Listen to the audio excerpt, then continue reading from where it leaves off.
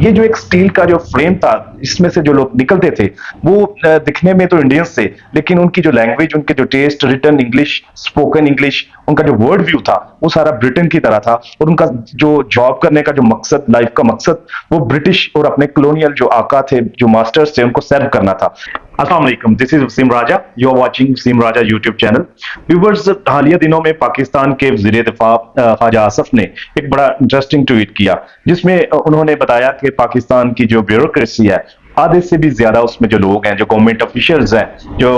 नौकरशाही है, उन्होंने यूरोपियन यूनियन के एक मुल्क पुर्तगाल में इन्वेस्टमेंट कर रखी है। और अब उस इन्वेस्टमेंट की बुनियाद पर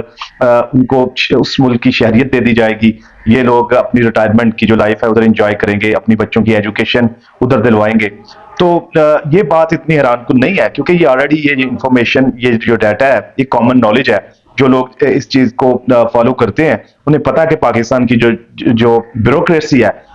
उनके जो इंटरेस्ट है, उनका जो एक प्लान है, उनका जो रिटायरमेंट प्लान है, वो ऑलवेज जो वो वाली जगह है जहां उनकी इन्वेस्टमेंट, जहां उनकी जो उम्र भर की कमाई और जो उनका जो माल पानी जो वो इधर उधर से बनाते हैं, वो पाकिस्तान में सेफ नहीं है। इसलिए वो ऐसे कंट्रीज में जहां के ऐसे पैकेजेस ऑफर किए जाते हैं, जहां एक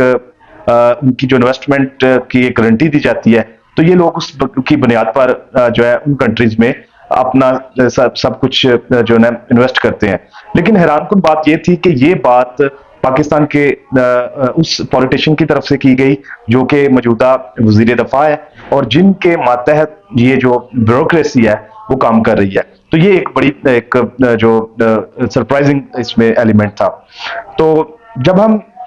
इस चीज को डिस्कस करते हैं कि पाकिस्तान एक नॉर्मल कंट्री की तरह एग्जिस्ट क्यों नहीं करता, ग्रो क्यों नहीं करता, यहाँ लोगों की जो वेलफेयर के मुताबिक जो अदारे पॉलिसीज क्यों नहीं बनाते, तो अक्सर जो एनालिसिस किए जाते हैं उसमें यह बताया जाता है कि पाकिस्तान में जो एक बैकवर्डनेस की जो है, अंडर डेवलपमेंट की जो सबसे बड़ी वजह यह है कि हमारे पास पॉलिटिकल जो लीडरशिप ऐसी नहीं है, जो विजनरी हो, जो पॉलिटिकली एक जो ऑन जो सिंगल पेज हो, जिनमें कंसेंसस हो। या एक सबसे बड़ा प्रॉब्लम यह है कि पाकिस्तान की जो मिलिट्री है, जो एस्टेब्लिशमेंट है तारीखी तौर पर, वो इंटरफेरेंस का एक रिकॉर्ड रखती है पॉलिटिकल अफेयर्स में। वो ऑन एंड ऑफ जो है पाकिस्तान के जो सियासी मामलात में डायरेक्ट या इनडायरेक्ट इन्वॉल्व रही है और है। तो लेकिन इस सारी डिबेट में हम जो पाकिस्तान की ब्यूरोक्रेसी है, नौकरशाही है, जो गवर्नमेंट के ऑफिशियल्स हैं, जो सारा सिस्टम टेक्निकल लेवल पे जो रन करते हैं, जो इस चीज को लेकर चलते हैं डे टू डे बेस पे, उनका किरदार हम जो हमेशा इग्नोर कर देते हैं, उस पर उनको डिस्कस नहीं किया जाता। तो आज के व्लॉग में मैं पाकिस्तान की ब्यूरोक्रेसी में जो ये प्रॉब्लम है कि वो पाकिस्तान की जो लोगों की जो उनके जो पे मास्टर हैं, इनडायरेक्टली जो अपने टैक्सेस के जरिए उनको जो है उनकी सैलरीज फंड करते हैं, उनको सर्व करने की बजाय अपने इंटरेस्ट को सेफ गार्ड क्यों करते हैं, अपने बच्चों की एजुकेशन का। उनकी जो बच्चे हैं उन एलीट स्कूल्स में पढ़ते हैं, जिनका सारा सिलेबस इंग्लिश में है, इंटरनेशनल ओ लेवल से लेवल्स करने के बाद वो दुनिया की जो टॉप की यूनिवर्सिटीज हैं वहां जो एजुकेशन हासिल करते हैं, जो कि एक अपार्थाइड एजुकेशन सिस्टम का एक सिनेरियो जिसकी वजह से बनता है। दूसरी तरफ एक आम आदमी है, उसका एक अभी भी टाट स्कूल में बच्चा जाता है, जहां उसका कोई फ्यूचर नहीं है, जहां एक प्रॉपर उसको एजुकेट नहीं किया जाता, फैसिलिटीज नहीं दी जाती, जहां वो एक सिंगल सेंटेंस लिखना प्रॉपरली नहीं जानता। तो ये सारी जो प्रॉब्लम है, इसकी वजह सिर्फ एक ही है। इसकी वजह यह है कि जो पाकिस्तान की ब्यूरोक्रेसी है उसमें एक बिल्ट इन प्रॉब्लम है। जब इस सिस्टम को जो डिजाइन किया गया था, बनाया गया था, जो इसका जो फाउंडर था, जिसको टॉमस बेबिंगटन मैकले, जो एक ब्रिटिश रिफॉर्मर था, पॉलिटिशियन था, एजुकेशनिस्ट था,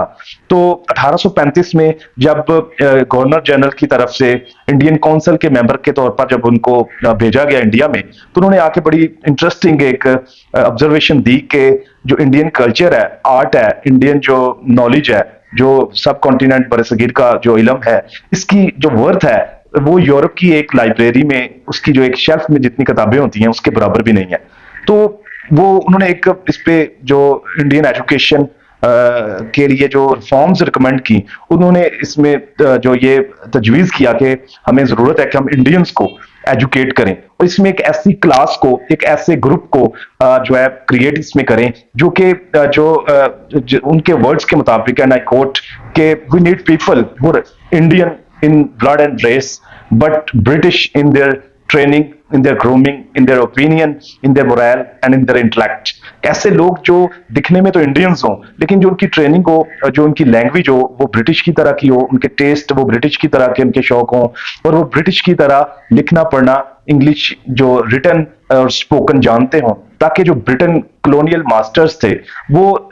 इस क्लास को अपने मफाद के लिए यूज कर सकें, लोकल पॉपुलेशन को अपना जो मैसेज पहुंचाने के लिए इस क्लास को इस्तेमाल करें, इस क्लास को एज ए ब्रिज के तौर पर इस्तेमाल करें अपने जो रियाया जो सब कॉन्टिनेंट के लोग थे और जो ब्रिटिश के कॉलोनियल मास्टर्स थे, एक पुल का किरदार ये इनसे जो ले रहे थे, ये जो ब्यूरोक्रेसी के लोग थे। तो इनको जो चीजें कही जाती थी ये चूं चां किए बगैर उस पर अमल करते थे, यस सर इनको कहने की आदत डाली गई थी। ये जो एक स्टील का जो फ्रेम था इसमें से जो लोग निकलते थे वो दिखने में तो इंडियंस थे लेकिन उनकी जो लैंग्वेज, उनके जो test, written English, spoken English, उनका जो वर्ड व्यू था वो सारा ब्रिटेन की तरह था और उनका जो जॉब करने का जो मकसद, लाइफ का मकसद, वो ब्रिटिश और अपने कॉलोनियल जो आका थे, जो मास्टर्स थे, उनको सर्व करना था। अब यही जो सिस्टम जब इंडियन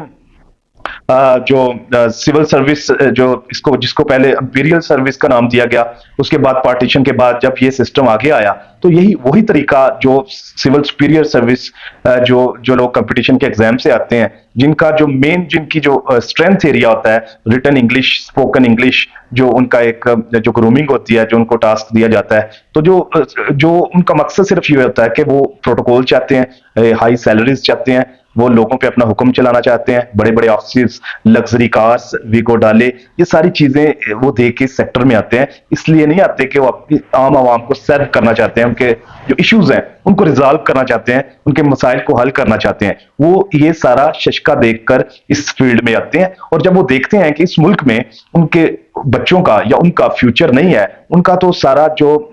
जो कनेक्शन है वो वेस्ट के साथ है, उनकी जो एजुकेशन है, जो उनकी लैंग्वेज है, उनके बच्चों का जो फ्यूचर है वो तो वेस्ट के साथ जुड़ा हुआ है, पाकिस्तान के साथ उनका वो कल्चरल कनेक्शन नहीं है, उनका जो फ्यूचर का जो प्लान में पाकिस्तान तो शामिल नहीं है। तो इसलिए वो फिर अपनी जो सेफ हेवंस देखते हैं, जो कंट्रीज उनका यहाँ से लूटा हुआ जो माल उसको जो मनी लॉन्डर करके उनको फ्यूचर के लिए अपने पासपोर्ट्स देते हैं, अपनी शहरियत ऑफर करते हैं। तो ये लोग जोकदार जोक फिर अपनी जॉब के दौरान ही जो है इन्वेस्ट करते हैं, अपनी छुट्टियां उधर गुजारते हैं, अपने बच्चों को उधर की यूनिवर्सिटीज में एडमिशन दिलवाते हैं और साथ साथ अपनी पाकिस्तान में जो है जो पे चेक रिसीव करते हैं, सैलरीज रिसीव करते हैं, वो जो प्रिविलेजेस हैं वो उनका इस्तेमाल करते हैं और लोगों को, लोकल लोगों को कीड़ा जो कि इनके पे मास्टर्स हैं, जिनके टैक्सेस से, आम आवाम के टैक्सेस से इनकी सैलरीज जाती हैं, इनके प्रोटोकॉल्स चलते हैं, उनको ये कीड़ा मकोड़ा समझते हैं और इनको अपने चैम्बर्स में भी घुसने की इजाजत नहीं देते। तो ये एक ऐसी जो बीमारी है जिसकी तरफ ख्वाजा साहब ने इशारा किया, लेकिन उन्होंने एक इसमें आधा सच बोला है। काश कि वो पूरा सच बोलते, वो सिर्फ रिटायर्ड लोगों के बारे में बात ना करते, वो जो हाजिर सर्विस ऑन जॉब लोग हैं, वो जो लोग पैसा बना रहे हैं, जो मनी मेकिंग कर रहे हैं और शेयर्स अपने पॉलिटिकल मास्टर्स को भी दे रहे हैं, और उनका जो है अहकामात भी जो चूचा किए बगैर उनके बजा लाते हैं, शायद वो इनको भी टारगेट करें क्योंकि वो 8-10 बार वो जो मेंबर ऑफ पार्लियामेंट रह चुके हैं। नून लीग के भी वो एक पिलर है जहां उनकी सुनी जाती है, जहां वो पॉलिसी मेकिंग में उनकी बात सुनी जाती है। तो शायद ये बात उन तक मेरी पहुंचे। तो आज के व्लॉग में इतना ही, मिलते हैं अगली वीडियो में। अल्लाह हाफिज।